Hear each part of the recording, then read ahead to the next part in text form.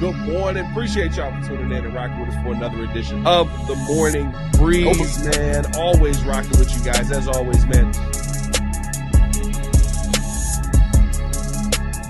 Outside of me, I got my guy, Mr. Media himself, Jordan JC, in the building.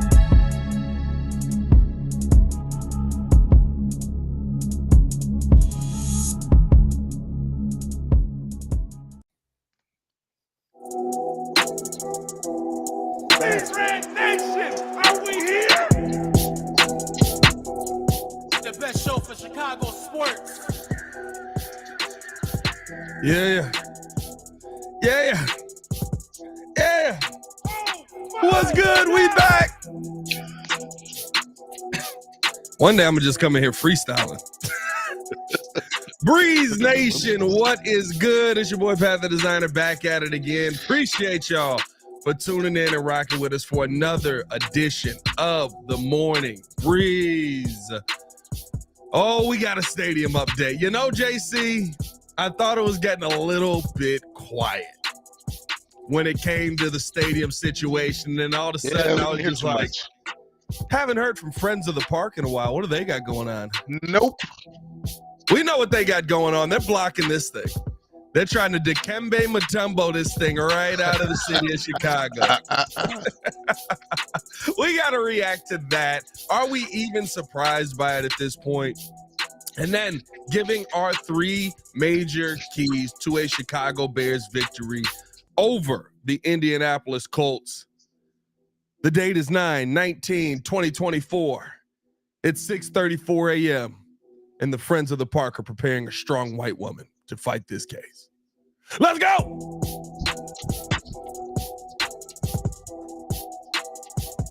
Yeah. Wake up, boy. Wake up, boys. Time to wake you, punk. Oh, man. Appreciate y'all for tuning in and rocking with us for another edition of the Morning Breeze. Listen, we already know. We knew this was coming. I was wondering where it had been. I'm not going to lie. I was like, we've gotten through a lot of stadium plans. Yep. And nobody from Friends of the Park has said anything. So we got to get into that. I woke up this morning. I was like, this is a gold mine. I've been waiting for this day for so long. Appreciate you guys for tuning in, showing love. As always, y'all know what to do, man. I don't got to tell you. Come on. Hey. Push the button. Come on. Push the button. Come on, push the button. Yeah, come on, push the button. You heard what she said. You heard what Sue Young said. Push the goddamn button, man. Hit that like button, subscribe to the page. Make sure that you hit that notification bell. You get notified every time we go live. We usually go live twice a day, just about Monday through Friday, every day. Every now and then, too, we get in a Saturday stream if some news breaks or something. Yeah, I think last Saturday, what happened last Saturday? Some news broke last Saturday. Yeah. And I end up going live for that. So tap in with us on that as well. Shout out JC Franklin, another JC in the building. Shout out JC. Good morning, guys. I'm a truck driver, and you two make this early morning grind a little easier. And that's why I wanted to do it, man. That's why I wanted to do it. I'm not going to lie. I'm not going to get as sentimental as that. That touched JC's heart right there. Oh, man. From one JC to another, this guy woke up. That was almost, they had the look of a... Yeah, man, that's how that looked right there, dog. That was a good wake up. I appreciate that, JC. Thank you, JC. That was great. Let's start it off here, man, because the Friends of the Park, if you don't know who the Friends of the Park are, if you are too young to remember the Friends of the Park are the ones who basically stopped the Chicago Bears from building the stadium they wanted to build the first time around. And this entire time we're sitting there talking about, $200 billion. This is what we're going to put into it. We're going to help the community. We're going to save the children. We will stop the cats and dogs from being eaten in spring. Oh, sorry, not that part. Not that part. I'm sorry. My bad. I didn't mean to bring that up. That seems to be a sore subject around these parts. Oh, man. I love it that he was just throwing out an obligatory Springfield, and Springfield, Illinois was like, did we miss it? What the? What happened? But the Friends of the Park have finally spoken. They finally spoke out yesterday. Yeah. And they are not in favor of the Chicago Bears building their stadium down here. For some quotes from it, from Jen Kilgore, the executive director of Friends of the Park, said, "While we would love the Chicago Bears to stay in the city, we object to the site they have selected and the ultimate cost to city residents. Our position is that we oppose the proposal, and as we understand it, to build a new stadium on the lakefront and destroy Soldier Field." JC, when you hear that, are you at all surprised by the fact that Friends of the Park is finally looking to step in and oppose this? And is this the final nail in the coffin on the stadium getting done downtown? Is it the final nail in the coffin? I don't know. I mean, this has been kind of, they've been pulling back on each other for quite some time, going back and forth. But I mean, They've been you doing kind of what? already knew that was this. What? Huh? What? They've been doing what now? Did I say something crazy? They've been pulling back on each other. Oh, come on. I'll now. allow it. I'll All allow right, it. all right, come on. That was shaky. That was That was a borderline. little Like shaky, that. little was stay in shaky. my lane. Okay, all right, I got you. But one of the things that I actually read is that they obviously are not trying to have the taxpayers, us the people, pay for this. I think the Bears are looking for $3 billion from the taxpayers to try and start this project, and that's something that the Friends of the Park are just not cool with. There's one of these quotes from Cheryl Johnson, People for Community Recovery. She says, "The rich want to increase their playground at the expense of the people who are already suffering." And so there you go. That's the feelings of the Friends of the Park right there. They're not trying to involve us. They're saying, hey, if you're going to try and build a private stadium that is obviously beneficial to the local billionaires and the people who are already rich, find another way to do it, or go elsewhere. Yeah. Even though they're saying, hey, we want this place, this area to be open and free, and it could potentially create jobs, if you build a stadium here. That's the other benefit of it.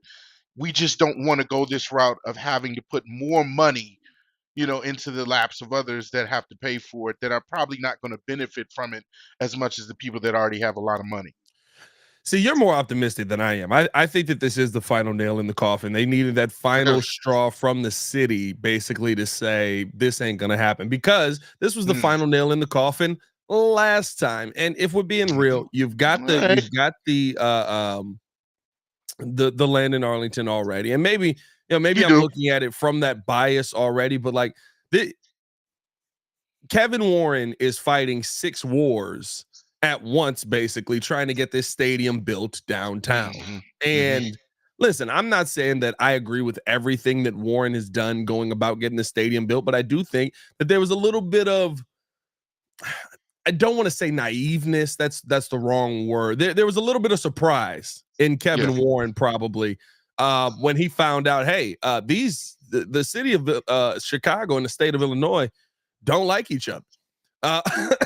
You know what I mean? Like the fact that, oh, why did my voice crack like that? What the hell's going on there? Let me take a sip. Did you have your morning coffee? Morning I heard brew that. there? Yeah, I heard that. That was the puberty kicking back. Go in. ahead and take that morning sip. All right. All right. 30-year-old puberty is crazy, dog.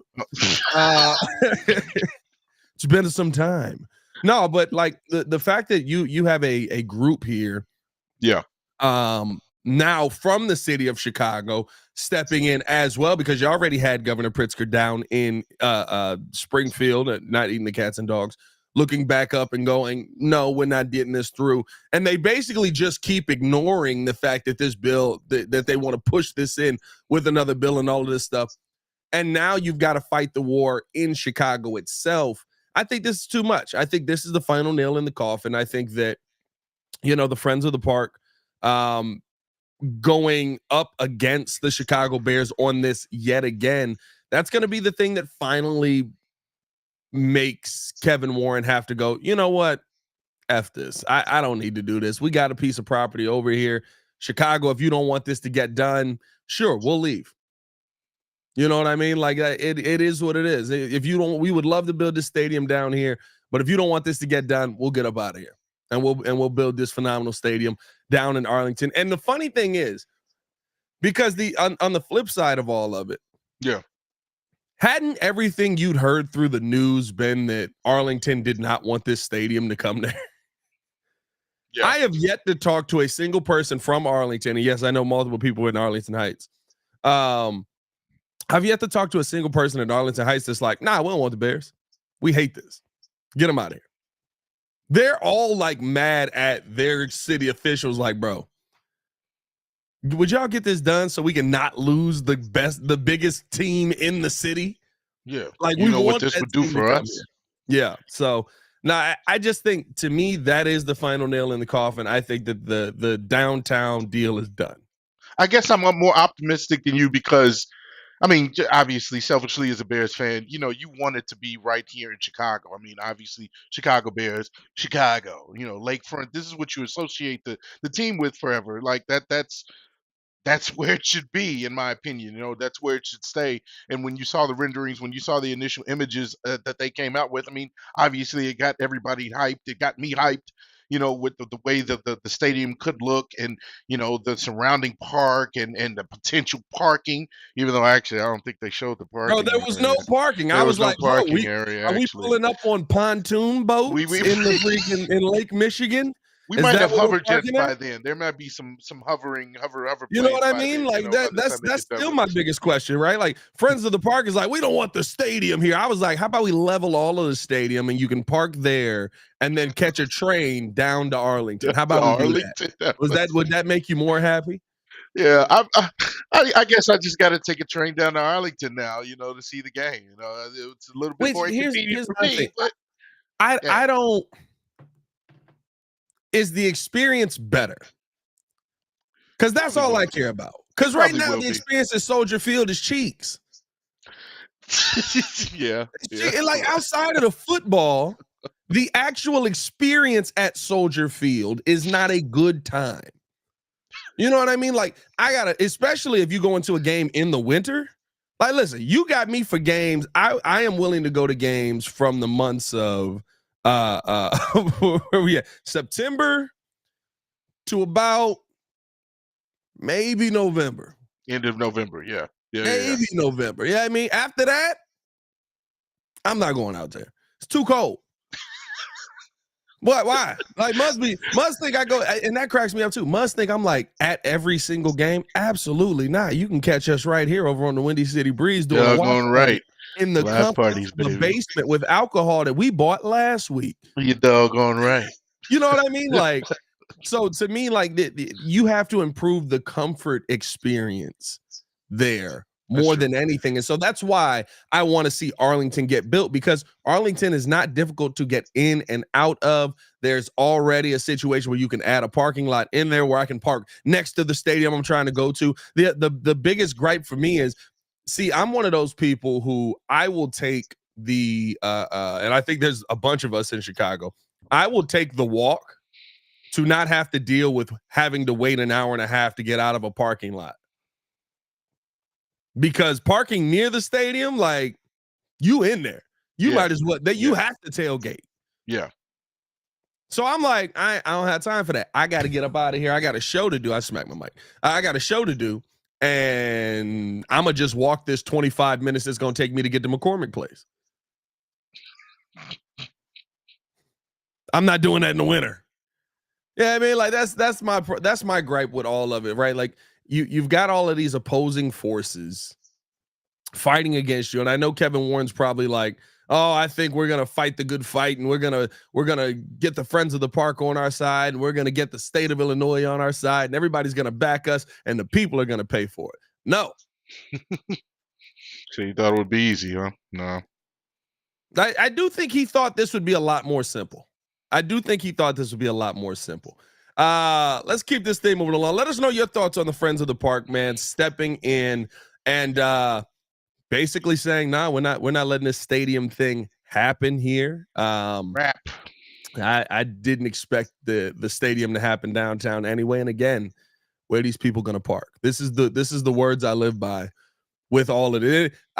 I love when they were asked that question. They're like, oh, we'll fit it in there. I was like, bro, they're going to have like Kevin Warren's parking spot and the rest of us going to be parking on the north side, just catching a shuttle bus all the way across.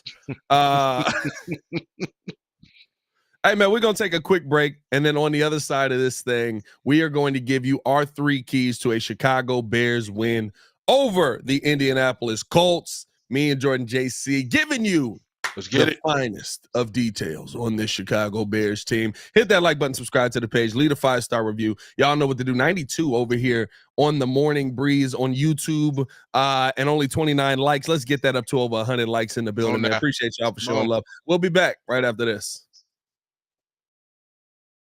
Happening, Bears Nation. It's your boy Pat, the designer from the Windy City Breeze, where we keep it 100 about everything Chicago Bears. Now, if you're like me, you don't just watch the game, you live it, and that's why you need to check out BetDSI. BetDSI is where it's at if you want to put your money where your mouth is. They've been doing it for over 20 years, giving you the best odds, lightning fast payouts, and a platform that's as solid as the best O-line. Whether you're betting on the Bears to take it all the way or making clutch live bets during the game, BetDSI has you covered. And here is the kicker. Just because you're rolling with the Windy City Breeze, BetDSI is hooking you up. Sign up today with the promo code WCB, and they'll give you a 120% bonus on your first deposit up to $1,000. That's free money, folks, to make sure that you're winning as you back our boys in the blue and orange. So what are you doing? What are you waiting for? Head over to betdsi.eu, use the code WCB, and start turning your Bears passion into serious cash. BetDSI, where real Bears fans get it done. Appreciate you guys for tuning in and watching the show. Today's episode of the podcast is brought to you by Aura. Have you ever done a Google search on your own name? You'd be surprised what pops up. Your full name, email address, home address, health records, your relatives. It's all out there. And that's why I've been using Aura, the sponsor of today's video. Aura shows me which data brokers are selling my information and automatically submits opt-out requests just for me. Cleaning up my information not only helps reduce the amount of spam I get, but it protects me from hackers who could use that information to help them access my social media, bank accounts, and other sensitive information. It's really simple to set up. I don't have to download several apps or go to things like antivirus, VPN, password management, parental controls, identity theft, but you can get all of that in one place with Aura. I get everything at one affordable price as well. You may already have one or two of these tools, but not having Aura is like leaving the front door locked while leaving the back door and windows wide open. For you to be able to take advantage of Aura, we got a special deal for you here today. Stop data brokers from exposing your personal information. Go to my sponsor at https:/aura.com/the Windy City. Again, that is aura.com/the Windy City to get a 14-day free trial and see how much of your information is being sold.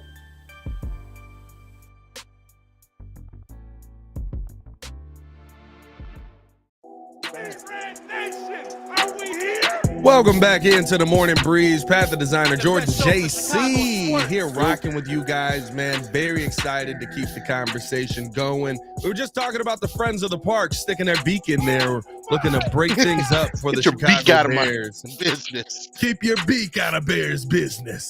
Now we got to sit here and break down our three biggest keys to a Chicago Bears win over the Indianapolis Colts. You know what's hilarious about this? Last week, our keys were absolutely spot on, and the Bears actually did them. And we still lost. Ain't that some skin? I'm sick of it. Yeah, fine.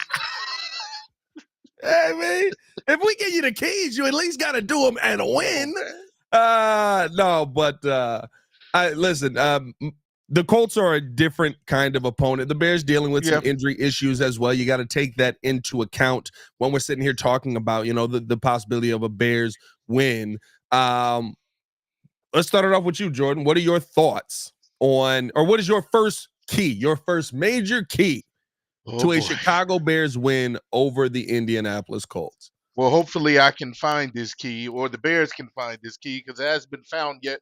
But I think the most important key to the Bears winning the game is getting their pass protection and their run blocking up to par, which means essentially get that offensive line in order. Okay, can we have the offensive line finally block enough where the offense can hum, the run game can start looking like an actual competent run game we can see some efficient passing down the field, and the offense is just kept catching up with where the defense already is. That's what I want to see. And of course, we talked about the injury report the other day. Unfortunately, you had Tevin Jenkins get on there yesterday with a thigh bruise.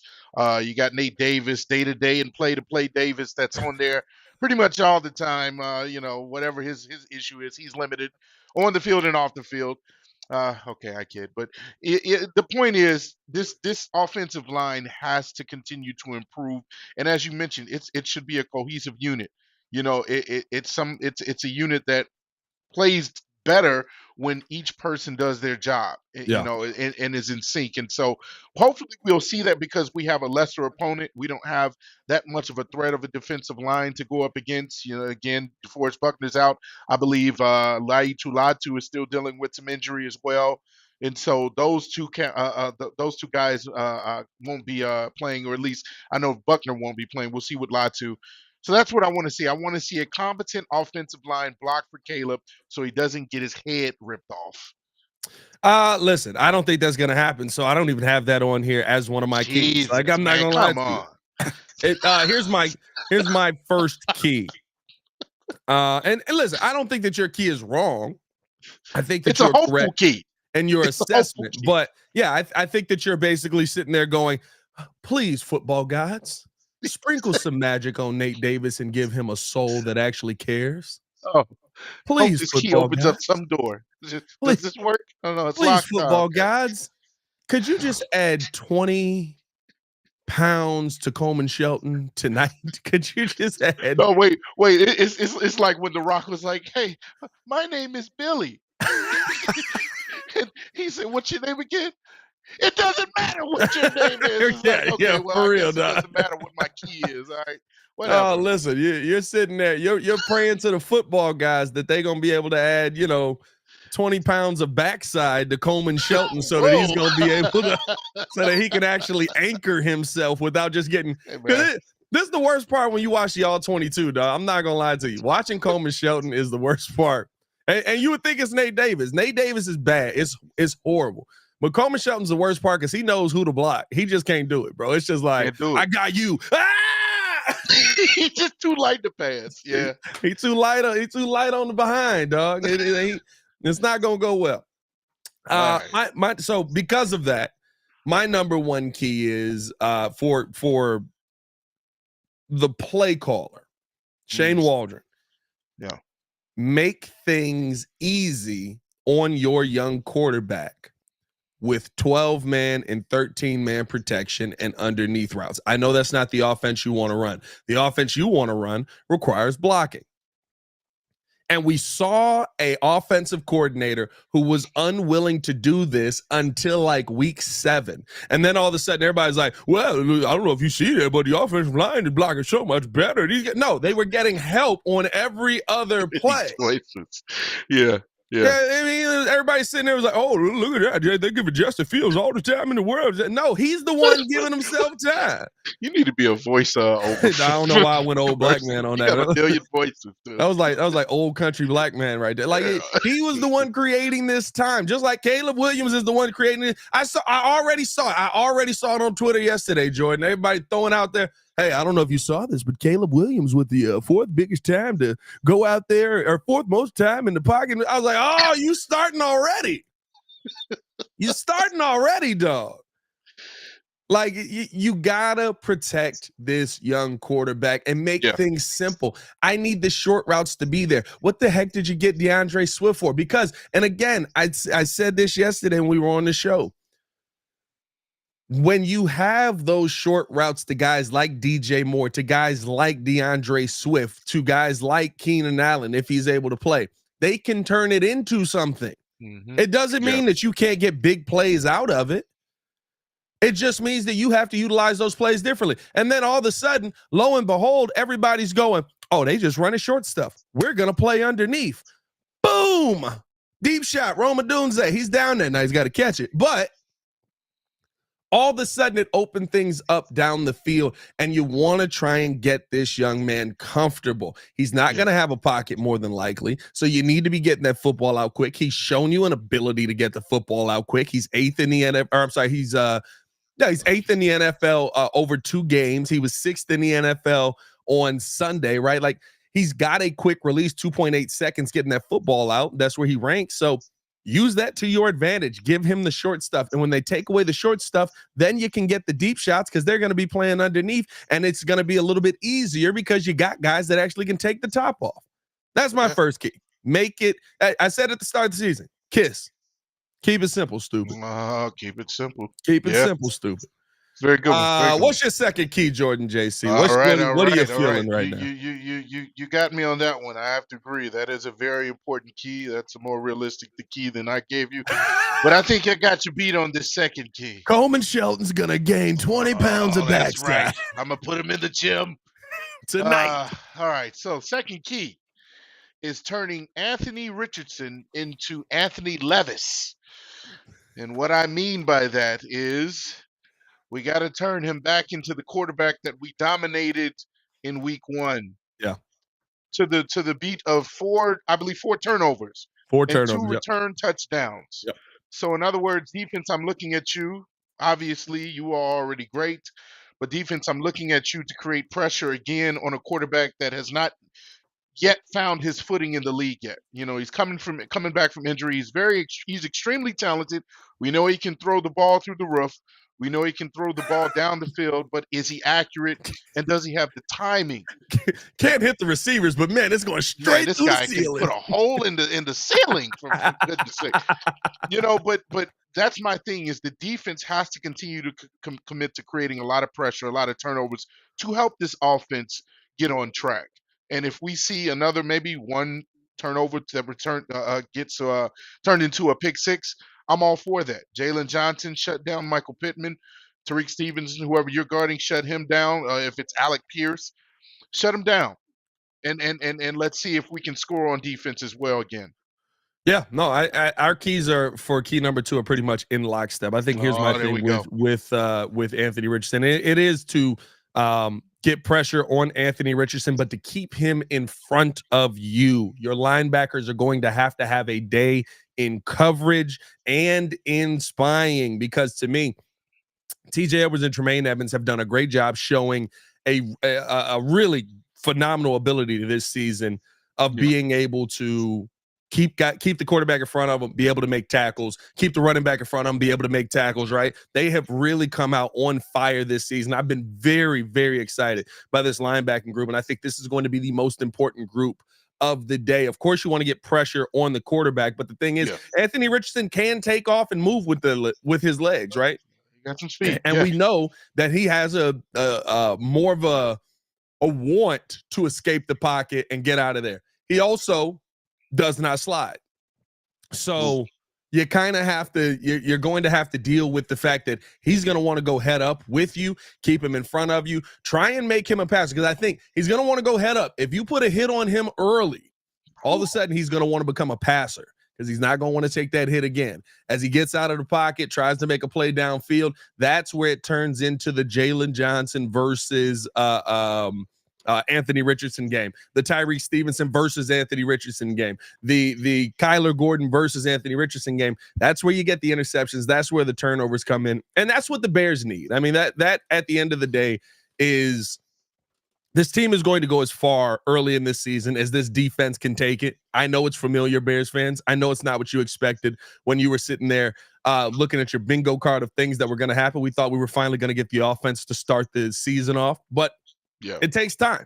It takes time to get that offense. It takes time to build that up. And so right now, where we're at, if you force Anthony Richardson into a 1 to 2 turnover day, he's gonna have a long day. And dare I say, the Chicago Bears, because of the defense, the defensive struggles, I should say, that the Colts are having right now, dare I say this could be the Washington football team game, or what are they now? The Washington Commanders game for this season for Caleb Williams. Oh, I see what you're saying, where he utilizes DJ Moore a little bit better. DJ Moore goes off. Yeah. Oh yeah. Yeah. I would love to see that. I would love to see that tandem. That might be the cure all. Then we won't be having the cameras fixed on DJ Moore looking irritated and saying, "Oh, he doesn't like his quarterback." Hey Yeah. dog, I ain't gonna lie. I rewatched that the other day too because I was like, man, like was the cameras on DJ a lot? So I like just had the game playing. Oh, yeah. As I was riding home, bro. After he was frustrated, every other shot was just DJ Moore. It literally was just like, and what do you think about this, John? Yep. Hey, what are your thoughts on that catch? I was like, why they keep going to DJ? We on defense. Like, Bro, it was they crazy. wanted to dog. make sure they made it an issue. They wanted to was make sure they made crazy. it an issue. But yeah, so going into my The third final key. Final key to open We gotta the door. get like some sound. We gotta just have Calvin or C-Dub voice over a bunch of sound effects for us. The final key. It's the final key. Up there goes the channel monetization. Ah! Oh Lord. Oh. But no, the final key to open the door to a win is use the right personnel. For the love of God, use the right personnel. If we're gonna run the ball, can we please get Roshan Johnson off the bench? If we're gonna run it up the middle. Yeah. At this point, I would love to just see him run the ball. If we're going to run it up the middle, run it down the side, you run it in between the outside tackles, I'm fine with Roshan Johnson getting those opportunities. If we're going to pass, if we're in a passing situation, third down and whatever, 3rd and 8, that's when you utilize DeAndre Swift. Use him as that last line of that safety blanket for Caleb Williams when he's getting out of the pocket and he has to kind of scramble around and look for somebody to throw to. That's when you throw it to DeAndre Swift. If we're using tight end screens, get Gerald Everett the heck up out of there and put Cole Kmet in a position where he can get more than 4 catches. Use your top tight end. Use DJ Moore a little bit more. I know he had 10 passes thrown his way, but some of the best in the league, that's the minimum. They get that in the half. Let's get 18, 15. I want to see a lot of receptions go to DJ Moore. Like you mentioned, the Commanders game when he got off last year, Justin Fields was throwing to him all the time. Throw it to your best players. Use the right personnel. I'm always thrown off by the fact that the Bears just like it. I don't know. Maybe other teams do this and we miss it. Maybe that is the case, right? But it feels like the Bears are the one team who always go, well, we can't throw the football to our guy because people are covering him. No matter what. Like, name the receiver. Allen Robinson, Brandon Marshall, going back, Muhsin Muhammad. Right now, there was quarterback issues with Muhsin Muhammad. I'm not going to blame Moose for, you know what I mean? But when you look at like the history of like Bears wide receivers, and it's why they said for years Chicago is where receivers go to die. Oh boy, we just don't try to get them the football. It's like 10 times. Whoa, well, that's we're a lot. Really feeding this guy. It's like Justin Jefferson just got 19 targets, and I get it. Am I saying DJ Moore's Justin Jefferson? Am I saying he's Jamar Chase? Am I saying he's these guys? No. But am I saying that he can be in the ilk of those guys if you force feed him the ball? Yes, I am. Because I think he's really good. And they don't have to all be deep shots. It doesn't have to be just crazy over the middle. You get him a screen pass, he can take it a long way. When DJ Moore gets the football, I think Chad Morton said this, Bears running back coach. When DJ Moore gets the football, he almost turns into a running back. Yes. And literally it's just like bulldogs. I mean, I'm not going to lie. If we want to run somebody up the middle, maybe DJ Moore. I'm not saying. I'm just saying. But like he almost turns into a running back because he literally is just like, you're not going to take me down. It's disrespectful that you're trying to tackle me right now. I'm going through you. Those are things that get you all of that yak that we speak about. Yak. I need some yak. I need some yak in this game. Need some yak. So I agree with you. I just want to ask you something. What you got here? By extension, this might go over. This might not go over well with the chat. Might not go over well with you all. But are we not doing good in the run game because we haven't used Velus Jones to go up the middle? Good night, everybody. Oh no! Hey, shut. Show's over. I'm just like. No. Shout out to C-Dub. I just wanted to let C-Dub, No. the spirit of C-Dub came over me No. for a second. I'm Yeah, sorry. I don't know what I'm that sorry, was. guys. You need to put that spirit back in a Sorry, box. You need to throw that mug down in Lake Michigan. You better be mugging Jacques Cousteau to find that spirit again. Oh man. Okay. I'm just Oh, joking, guys. God. Just joking. Just joking. Hey, dog. Just joking, guys. Like, I'm sorry. F12 is crazy, eyeball. F12? It's not B12 no more. It's F12. F12. hey, King Booker World. I was looking for the credits. Joel took the credits out of here.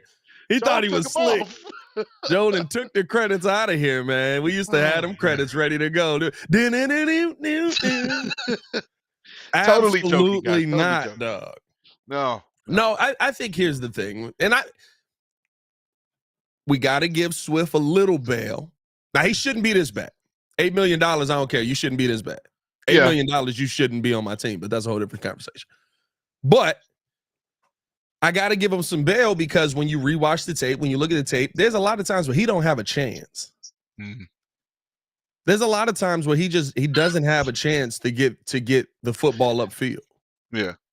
You know what I mean? Like there's so many times where it's like, all right, and the handoff here to Swift. Oh, his ankles are gone the second he got the ball from Caleb Williams. Look at that. What are your thoughts on that, Bob? Dang. Like literally, like there's so many times where it's like he doesn't have a chance to turn it up the field. I also think that he is getting used to playing because remember, the only play we saw from him was the flip from Caleb Williams, and they were like, he's good. Get him out of 30 here. yarder. He was like, oh, we saw everything he's we needed good. to We've see. seen everything we need to see. I'm in the building. Here we go. But like he's a different kind of running back. I see King Booker World. I just want to see Swift break one tackle, just one. That's not who he is. He may juke out of a tackle, but he's not going to break a tackle. He's not a power back. Yeah.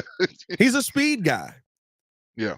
He is a receiving running back.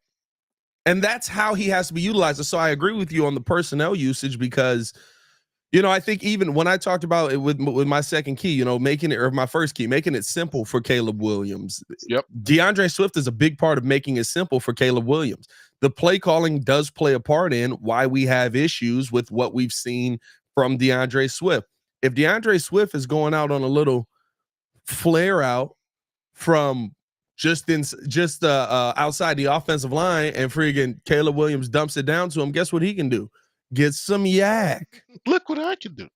You know what I mean? Like I think that's why as Bears fans, why as a Bears fan, I have a problem with the play calling. I don't think that it's been very simple. I do think that there have been things open, but I don't think that it has been based on the personnel that you have. I think that it's been based on the hope that Jordan started this whole thing out with. Like literally, he's like, hey, bro, like we kind of got a line, right? We got 5 fat dudes up there. Oh, God, dude. Oh, no. Oh, that didn't work. No. Run it back. He's just like, rack them up. Let's go. We doing it again. He's on his Madden right now. Everybody starts off the season trying to play Madden, and then eventually they work their way down to real NFL football. It's like, all right, 4 birds. Here we go. Oh, Caleb's down. All right. Screen pass. And again, Bears fans, screen passes aren't bad. They work. They definitely work against us. They don't work if you throw them to Gerald Everett. They just don't. They don't work if you throw them to Gerald Everett. For as athletic as he is, use your best tight end. Just and don't use smaller receivers as blockers. Like what is DeAndre Carter doing out there blocking for Gerald Everett? Yeah, don't do that. I'm not a fan. Doug Dwyer said Jordan, that Stewart line went over heads. Yeah, I know. I was hoping somebody knew about Mad TV. Look at me do it. I could do it. Oh man, listen. Shout out Doug. My number one key for the Chicago Bears to get a victory over the Indianapolis Colts, and hit that like button, subscribe to the page, leave a 5-star review. Y'all know what to do if you have not done so. Appreciate you guys for tuning in and showing love with us this morning. My final key. Oh, we got. Here we go. Final key. Oh, do I got a drum roll over here? Oh yeah, is it where's Joel's Tiffany? I see Joel's in here. You got a Tiffany I on don't there? think I have a drum roll on here. I was gonna do a drum Oh. roll, please. I don't. How about this? How about a little cold boy? Clap it up. Nah, that's all I got. But Okay. my final key to a Chicago Bears victory: force the run. Force the run. You can do so much off of the run. I don't care if it's not working. If they believe they're going to keep running into this front, play action will work. Screen passes will work. Like legitimately, just the thought of they are still very willing to run the football. Especially with the struggles that Indianapolis is dealing with on the front line. Even overconfidence and we can stop the run can make that screen pass work. It's not going to help as much in play action, but you cannot abandon the run. And I understand how Shane Waldron wants to call this. I am being realistic, saying he's not going to give them 30 rushes. He's just not. No. Get me to 20. Yeah. Combined. I'm Get me fine to with 20 that. rushes combined. Fine with that. Yeah. Because I know Shane Waldron's not, but they have to believe that you're willing to run the football. Even an overconfidence in we will stop you from running the football can open things up for you. Because they're all going to crash down. They're going to say, oh, here he comes again. We got to stop. Oh, there goes the football right over my head. You cannot abandon the run in this game. Shane Waldron has done it too many times. And I'm going to give you a double bubble. I'm going to give you a double bubble on my keys here. Oh, you got multiple keys. All right, I'm going to give you a double bubble on this one. Pat the janitor. I was a janitor. That was my first job. That was my first. Oh, for real? That was my first real job. Okay. Yeah, I was a janitor. I was Pat the janitor. What do you mean for a first real job? What were you doing, Pat? I was illegal activity. I was cleaning I was doing illegal activity. Now I tried going the illegal activity route, and I got robbed real quick. I got robbed the first day. You know what I mean? Buddy was like, oh, let me see what you got there. And I like just threw it to him, and he was like, thank you, and walked away. And I was like, well, it's not for you me. gonna bring the money back? Or no. Let me get up out of here. Oh, yeah, that wasn't me. Caleb Williams. I'm gonna give you an extra key on this one. Caleb Williams. I understand you want to make a play. I understand you want to, keep or be a major part of this offense and be the reason that things work and be the reason the guys win, all of that. Don't turn the football over and you will win this game. Simple as that. The next 3 games, this can be a key. Ooh, and that's why I said I'll give you an extra one, because this is a blanket key the next 3 games. Keys open a lot of doors. He don't have to be a 200-yard, 250-yard, 2-touchdown guy to win. Right now. You got to get there. I need you to get there. But right now, you don't have to be that guy. If you just don't turn the football over, I guarantee you can win this football game. Because it's literally just going to be, we didn't give them extra opportunities. Yeah. By the way, I don't know why we haven't done this at all today. What happened? Over 100 in the chat. Over 200 in the chat.